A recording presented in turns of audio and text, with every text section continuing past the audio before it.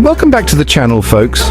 Today we're diving deep into turning ordinary stuff into self-defense tools. I'm talking about those oh crap moments when you need an edge, and it turns out your wallet or that pen in your pocket could be your saving grace. Think about it, a rolled up magazine suddenly becomes a solid club, or your keys aren't just for your front door anymore. We'll break down the how-to, the where to aim, and the legal stuff too, because using force is a big deal.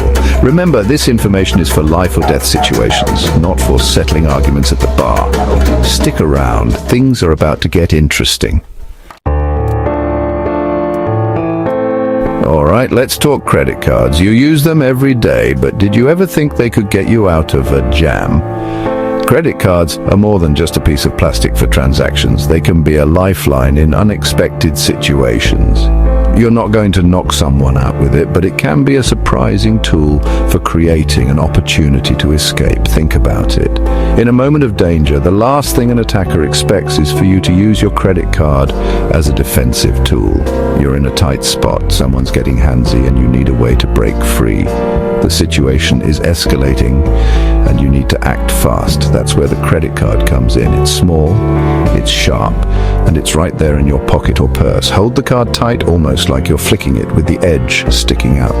This grip gives you control and leverage. A quick swipe across the eyes, or even a hard rake across the attacker's forearm, can create a window of opportunity. The pain and surprise can give you those precious seconds you need. The element of surprise is key here. Your attacker won't see it coming, and that shock can be your best ally. They're expecting you to be defenseless, not whipping out a credit card like a weapon. This unexpected move can throw them off balance. You get that split second of pain, of shock. That's your chance to run like hell. Don't hesitate, just go. Scream for help, get to a safe place, and call the authorities. Your safety is the priority. A credit card, a set of keys, these are tools that can level the playing field for a moment, just long enough for you to get away. Everyday items can become your unexpected allies. Be aware of your surroundings, trust your gut, and if something feels off, get out of there. Your instincts are powerful, and they can guide you to safety. We've all got pens lying around, right? They're in our bags, on our desks, and even in our pockets. But this everyday item, in a pinch, can become a very effective tool for self-defense. It's not just for jotting down notes or signing documents. I'm not talking about some fancy tactical pen, just your average Bic will do. The kind you can find almost anywhere. It's all about how you hold it and where you aim. Proper technique can make all the difference. Grip it tight like you're about to sign $1 million deal, but with the point facing out. This ensures maximum impact. Now forget writing and think about pressure points. Visualize the areas you need to target: the throat, the eyes, the solar plexus. These are areas where even a little pressure can cause a lot of pain. Knowing these points can be crucial. A well-placed jab with a pen can buy you those precious seconds you need to escape.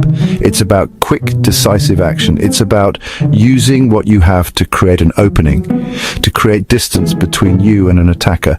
Every second counts. In those moments where your adrenaline's pumping and you need to react fast, a pen can be a surprisingly effective tool. It's all about quick thinking. It's about being prepared, folks. Practice makes perfect, even with something as simple as a pen. So keep a pen handy, and remember, it's not just for writing anymore. It could be your unexpected ally in a critical moment.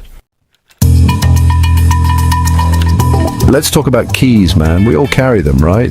But these little metal things, they're not just for unlocking your front door. In a self-defense situation, keys can become a force multiplier. Think about it. You're walking alone at night and someone approaches you with bad intentions. You reach into your pocket, but instead of fumbling for your phone, you grab your keys.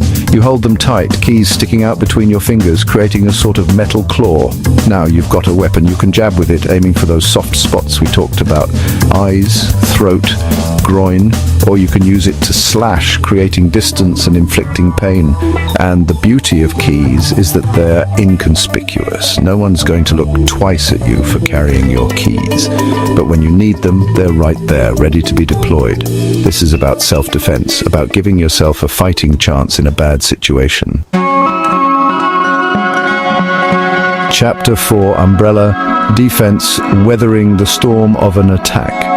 Alright folks, let's talk umbrellas. These everyday items are more versatile than you might think. You usually think of them for keeping you dry, but they can also be surprisingly effective self-defense tools. Imagine being able to turn a simple rain shield into a protective weapon. It's all about shifting your perspective and seeing the potential in everyday objects. With a little creativity, you can transform the mundane into the extraordinary. An umbrella is basically a long, sturdy stick with a metal tip. This simple structure can be incredibly useful in a pinch. You can use it to keep distance between you and an attacker, jabbing at them to keep them at bay. This can buy you precious seconds to escape or call for help. And if they get too close, you can use the handle to strike, aiming for vulnerable areas like the ribs or the knees. A well-placed strike can incapacitate an attacker long enough for you to get away. This is about self-defense, about using what you have to protect yourself in a dangerous situation. It's about being resourceful and prepared. But the point is, an umbrella can be a very effective deterrent. Its unexpected nature can catch an attacker off guard. It's unexpected, it's intimidating, and it can give you the upper hand in a confrontation. The element of surprise is a powerful ally. So, next time you're walking around with an umbrella, don't just think of it as a rain shield. Think of it as a multi-purpose tool. Think of it as an extension of yourself, a tool that can help you stay safe. With the right mindset, you can turn any object into a means of protection, because you never know when you might need it. Stay prepared, stay safe. Chapter 5, Belt Tactics, whipping up some self-defense. Let's talk about belts, man. You wear one to hold your pants up, but in a self-defense situation, a belt can be a lifesaver. I'm not talking about some fancy martial arts thing, just your everyday belt, leather, cloth, whatever you got. It's all about how you use it. You can use it as a whip, snapping it out to create distance or to strike at an attacker's face and eyes. You can even use it to tie someone up if you need to restrain them. With a little bit of practice, a belt can be a surprisingly effective weapon. The key is to be creative. Think about the environment you're in, the objects around you. In a self-defense situation, anything can be a weapon if you know how to use it. So keep that belt handy, and remember, it's not just for holding your pants up anymore. Chapter 6, Backpack Defense, turning your gear into body armor. We've all got a backpack, right? Whether it's for school, work, or the gym, we're always lugging stuff around. But this everyday item in a self-defense situation can become a shield, a weapon, a lifesaver. A backpack, especially one loaded with books or a laptop, can absorb a serious impact. It's like instant body armor. If someone's coming at you with a punch or a kick, you can use your backpack to deflect the blow, but it's not just about defense. You can also use your backpack offensively. Swing it at an attacker's legs to trip them up, or use the straps to choke them out.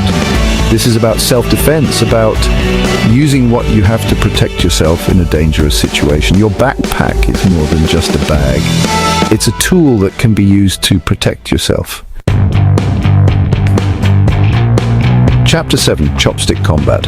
Mastering the art of improvised weaponry. Alright, let's talk chopsticks, those unassuming eating utensils that can actually pack a punch if you know how to use them. We're not talking about some fancy martial arts stuff here, just your average pair of wooden or metal chopsticks. They're basically two short, sturdy sticks that you can use to jab, poke, and strike.